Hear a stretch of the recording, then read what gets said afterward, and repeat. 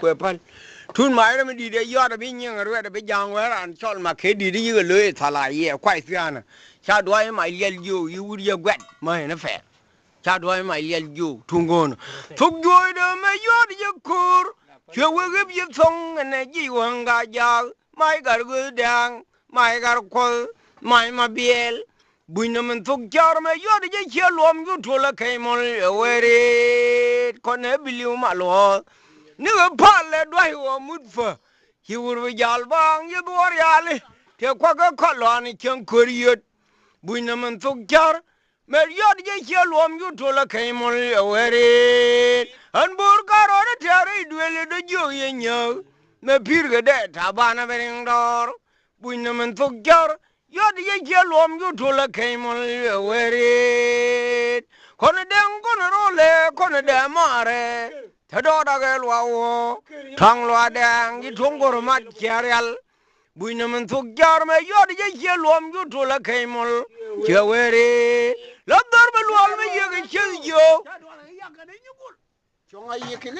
lắm đó mà luom mà giờ cái chơi vô này chọn nhà mèo wall là đã qua đó ra nó mới kêu hồi đó giờ nó mà quên nhà cái đó giờ rồi tar cả mà bê thôi đó mới luom thôi đó mà quên nhà ngõ mà ăn nhà cả trời con gạt qua gì này mà we ra mà chưa có khả năng we lui ra we bỏ liền luôn ngom garbur chăm we ne mi de mur chăm đor bom bên mà đôi nhà là mà yar mà quy mà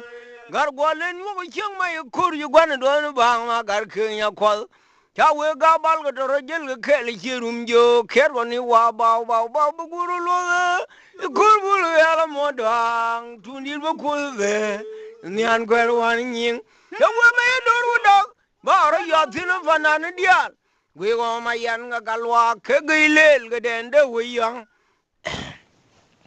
yo bul ga kwen ga kur mi lal ga gwan nyol cha ko ben ya ko filia la ba ketin ye go ma ya fi de ketin e sai bin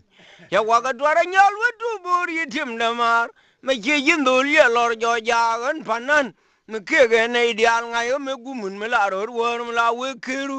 rồi quá to bự đi rồi thôi cái này mà dục đen wall cái này là đi lom thì giờ cái việc phải ai cái đồ lia đuôi ai mình giờ mà dục mình kêu phải ai phải đuôi cọt phul khoai à cái việc đó wall nó đầu tiên tu yard kun đó đó vừa đi đi đuôi cái trà cái về lia nè galua mà vô là ring tin nè galua cái nè gai bơ nè riêu mai char nè có